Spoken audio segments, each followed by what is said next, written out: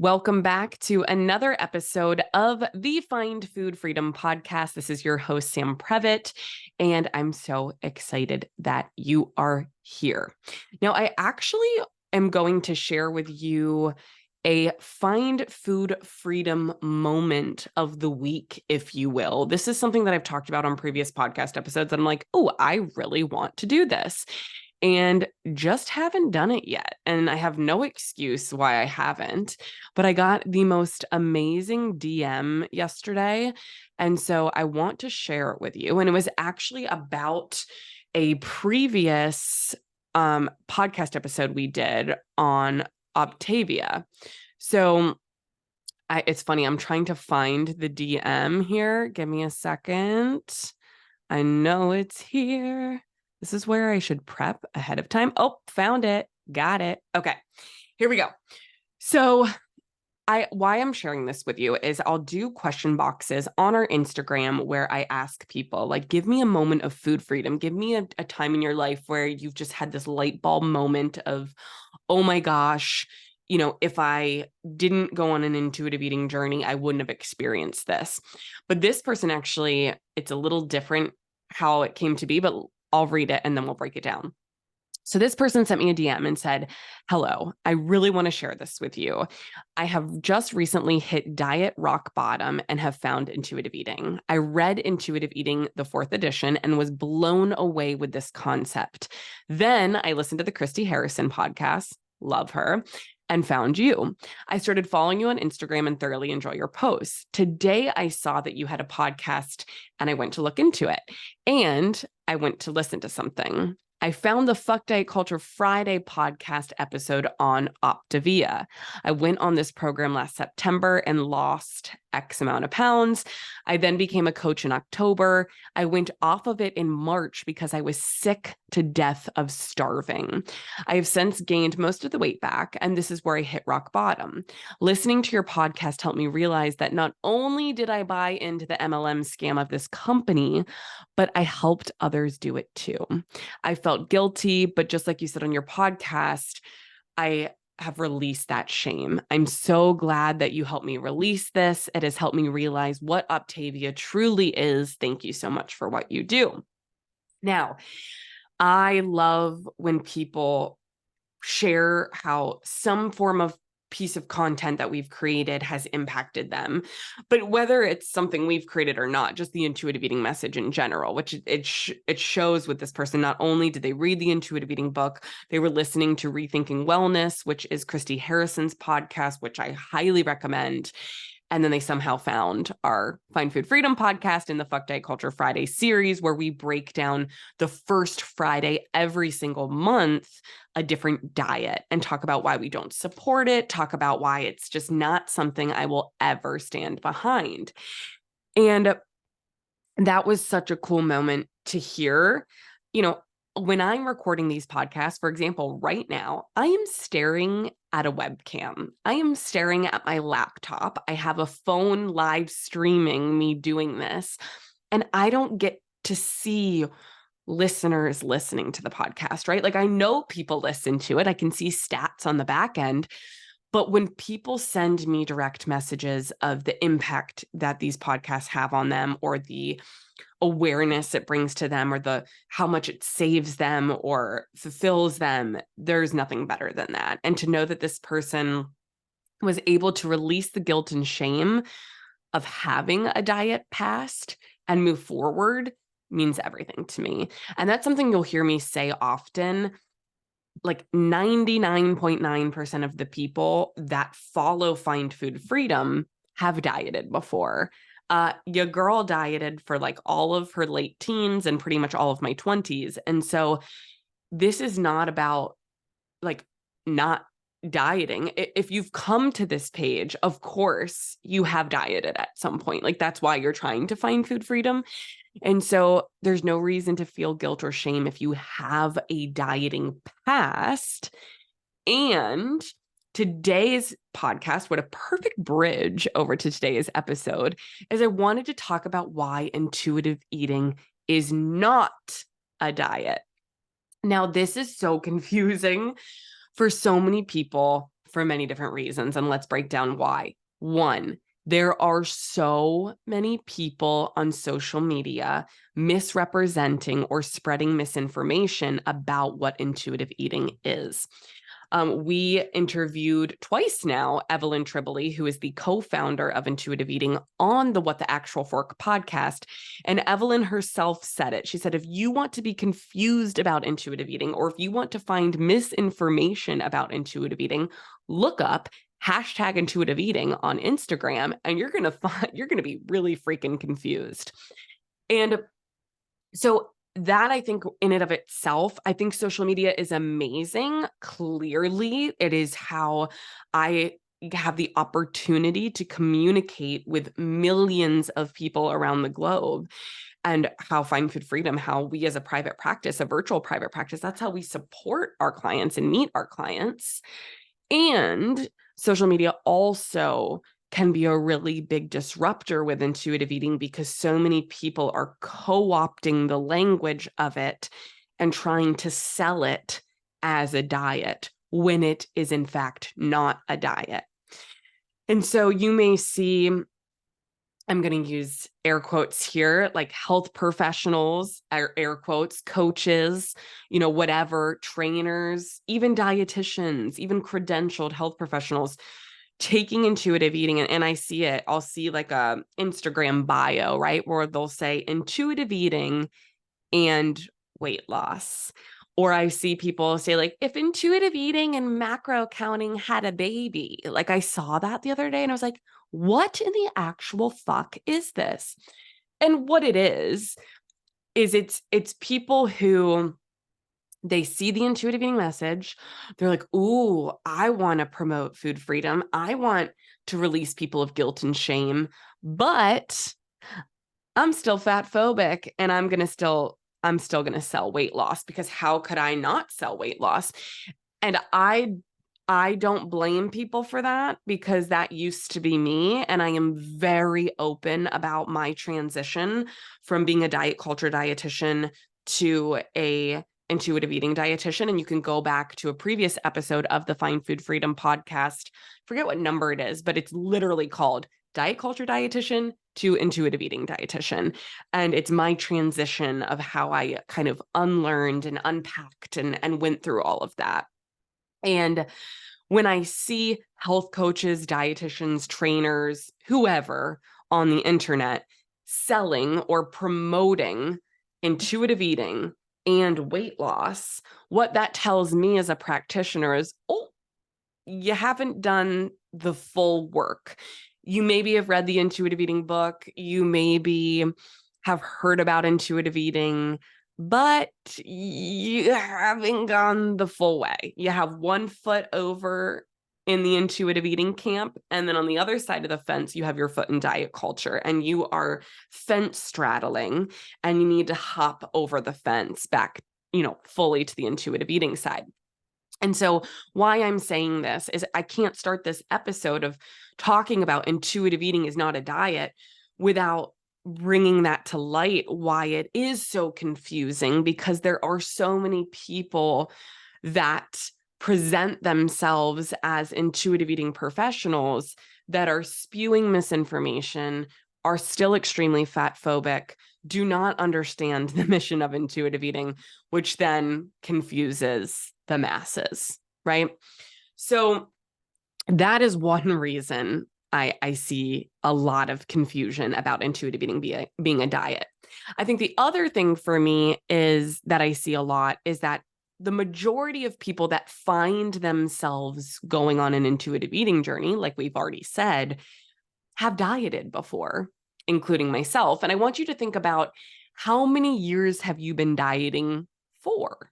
So write it down, comment it, put it in a phone note, say it out loud. How many years have you been dieting for? And chances are, if you're on the Find Food Freedom page, if you're listening to the Find Food Freedom podcast, that's going to be many, many years. And so if you have lived 10 plus years of your life dieting, right? Chasing a smaller body, trying to shrink yourself, restricting yourself, The idea of intuitive eating probably sounds really exciting. It probably also sounds really scary. And it's really hard to not turn something into a diet when we've been dieting for 5, 10, 20, 30, 40, 50 years. So not only is there the misinformation swirling around on social media, but there's also, if you think about in your head, you've been programmed to think about how to lose weight, how to cut calories, how to have smaller portion sizes, how to shrink yourself. So to just flip a switch and try to do something that is not about intentional weight loss can be really, really difficult. And it's so hard when you're walking an intuitive eating journey in the beginning to not turn it into a diet, because everything you've ever done in the past has been a diet. And I'm here to tell you that's okay. You got to give yourself grace. You don't speak Spanish for 20 years and then flip a switch and start speaking German the next day for the rest of your life. Like, that's going to take you a long time to learn a new language. And I find it's the same thing with dieting, is that if we've been trying to shrink our body for 20 years, we don't just wake up and not try to shrink our body. We've been trying to shrink our body for 20 years. So we have to unlearn. We have to bring awareness to our belief systems. And that's really what intuitive eating is all about. Intuitive eating is not pass or fail. It's not black and white. You're not on intuitive eating or off intuitive eating. When you're on an intuitive eating journey, we are looking through a completely different lens than diet culture. I once had a client explain it to me where she said, Sammy, when I was in diet culture, I saw everything through black and white, right? Like, I did not see the world in color. And then she explained to me that after years of being on her intuitive eating journey, she now sees the world in color. And I thought that was such a beautiful way to explain it, where it's so hard. And that's something as an intuitive eater and as a practitioner and as someone who teaches this, it's so hard to describe how different your world will be when you're not obsessed with food, right? When you're not obsessed with shrinking your body. But what will happen is you will see the world through a different color, through a different lens. And that's why I wanted to do this episode today, that intuitive eating is not a diet. And the way that we know that is that the mission of intuitive eating is not intentional weight loss. Every single diet that exists, the mission of it, no matter what they say, no matter what their marketing is, if you look at it, the goal is to shrink the body, right? And so when you look at intuitive eating, the goal is not intentional weight loss. That is not a marker of success. That's not something we're celebrating. It's also not something we're shaming if you unintentionally lose weight, which we will get there. And so the goal of intuitive eating is not intentional weight loss. And if you're like, well, what about this diet? What about this diet? What about this diet? Which we get many requests for Fuck Diet Culture Friday. So go back to the Find Food Freedom podcast, scroll through the first Friday of every single month is Fuck Diet Culture Friday. So you can find Go Low, Noom, Weight Watchers, 75 Hard, Optavia, you name it, we've done it. And we'll definitely be doing more request boxes on Instagram where you can request, like, hey, I want you to cover this diet. But okay, so those are all diets. So you're like, whoa, what? Intuitive eating is not a diet. The mission is not intentional weight loss. Then what is it? Intuitive eating is a self-care eating framework that ties in instinct, emotion, rational thought. It connects you to your body. It helps you learn how to trust your body again. And I say again because you were not born into the world hating your body or thinking that you don't deserve food. That was taught to you somewhere. So we learn how to trust ourselves again, how to listen to our hunger cues, how to move our bodies in ways that we enjoy, how to develop healthy coping mechanisms, and all of the things that encompass these 10 defined evidence-based intuitive eating principles, in turn help us feel physically, mentally, and emotionally pleasant in our body. And so I think that it can be so difficult to grasp doing something that is not tied to intentional weight loss if we have been dieting for our entire lives. But I'm here to tell you that it's a hell of a lot more freeing. And again, I share that in my episode that I recorded, Diet Culture Dietitian to Intuitive Eating Dietitian, where I share my journey. And I talk about how I went into this field looking for the magic answer. I thought if I just find the diet, if I just find the pill, if I just find the calorie count or whatever it is that's going to help me magically lose weight and look a certain way, and then I'm going to help everybody else do that, and everyone's going to be healthy and happy. And I genuinely thought that that was like, I was searching for this magic answer. And the magic answer was intuitive eating, or it is intuitive eating. And what I mean by that is the magic answer is that the secret to your health, the secret to your self-worth is not intentional weight loss. That is the lie that we have been served from diet culture over and over and over again. And so I want to end this episode myth busting 3 things that I hear all the freaking time about intuitive eating. And we're going to nip it in the bud right now. And we're going to say, nope, this is not true. This is misinformation. 1, intuitive eating is eating all of the foods all of the time. You know, even our organization name, right, is Find Food Freedom. People think that food freedom is saying yes, yes, yes to all of the food all of the time. Do you have unconditional permission to eat? Yes. That is principle number 3, make peace with food. And as you release guilt and shame associated to food, you get to start calling the shots of what you want in that moment, what is going to feel pleasant physically, mentally, emotionally. And when you're coming out of diet culture, there's this part of your brain that's like, I will never say no to donuts. I will never say no to pizza. I will never say no to chips. And I'm here to tell you that the more exposure you have to these foods, the more they become neutral, and you will be able to eat all foods in ways that feel pleasant. That doesn't mean you're never going to eat food to a place of feeling physically unpleasant. That's called being a human, but you're not going to guilt yourself. You're not going to shame yourself, and you're going to be able to make decisions that differ every day based on temperature, access to food, physical activity, cravings, satisfaction. So that is myth number 1 that we just busted. Myth number 2 is that people say that intuitive eating is anti-human beings who lose weight. This couldn't be further from the truth. Intuitive eating is not an intentional weight loss program, meaning we don't use weight loss as a marker of progress or something to celebrate. We look at body changes. If they occur, we might take note of them if it's something we need to, take clinical notes on, but we're not shaming or judging or celebrating someone for their bodies changing.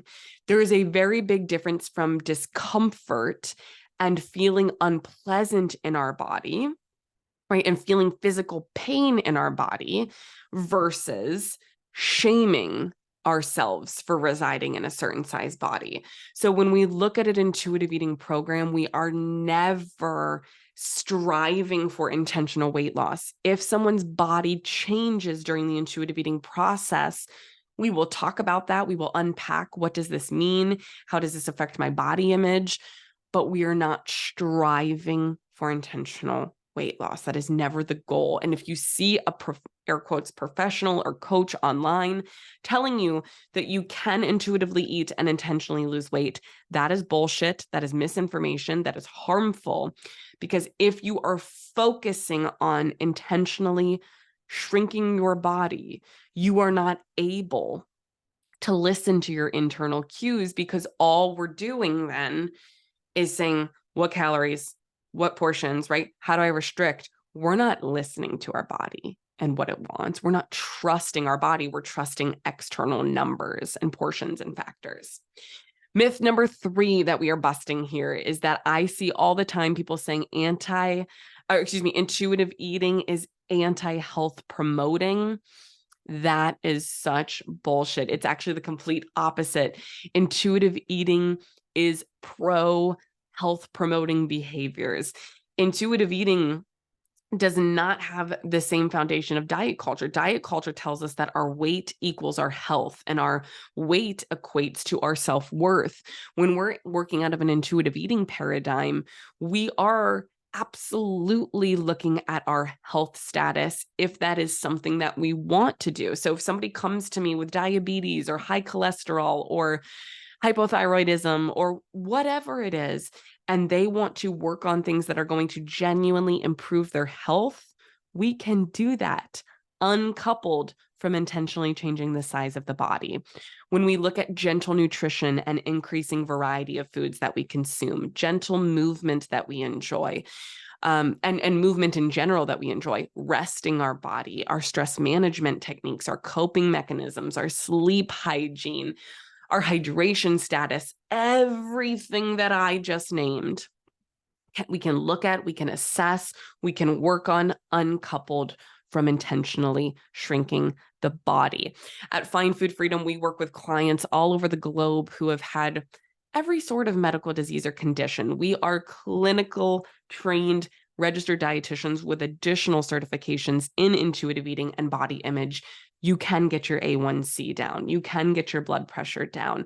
You can get your cholesterol numbers down with intuitive eating. Because at the end of the day, medical nutrition therapy is a part of intuitive eating. The difference is we do not guilt or shame. We do not add guilt or shame as an ingredient on the plate. We make sure that our clients have a neutral, peaceful relationship with food so they can make informed decisions for their health, uncoupled from changing the size of their body. Woo, I feel like we need a mic drop. So on this episode, you got to learn how intuitive eating is not a diet, what the mission of intuitive eating is, and we covered the 3 biggest myths that you are going to hear.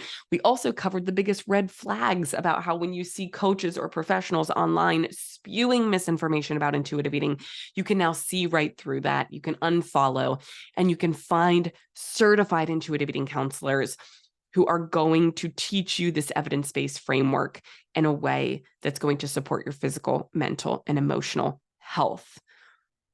Oh, let's take a deep breath together, in through the nose and out through the mouth. All right. So if you're like, okay, yes, everything you've said today makes sense. It's resonating with me. I want more. We have more for you. And it's up to you to take what you want and leave the rest behind. If you head over to findfoodfreedomresources.com, again, that's findfoodfreedomresources.com, you will see all of the different resources we have for you. We have a free masterclass called What Actually is Intuitive Eating and How to Get Started. And that is 100% free. It's 1 hour long where I do a deep dive into the principles and what intuitive eating is and isn't. So really like a extension of today's conversation. We have a monthly membership where every single month we're doing 2 check-in calls with our members. There's a private Facebook community as well as a masterclass every single month. We're covering a different topic. This month in August, we are covering how to stop comparing yourself to your smaller, younger body. If you've ever seen an old picture of yourself and you've gotten triggered, thinking, oh my gosh, I was smaller there. I want to be that version of me, or like, why am I not looking like that? This is a great masterclass for you. So that is our monthly membership. And then we have all different levels of coaching, from group coaching to one-on-one coaching. We also have our mastermind program, which is a hybrid of the 2. So again, free resources all the way up to one-on-one coaching. Take what serves you, leave the rest behind. You can find all of that information at findfoodfreedomresources.com. Thank you so much for being here. And if you enjoyed this episode or any episode of the Find Food Freedom podcast, please rate, review, subscribe, leave us a review. And in that review, let me know what you want to hear more of. Let me know what topic or what diet you want to see next on Fuck Diet Culture Friday. Thank you so much for being here, and I'll talk to you next week.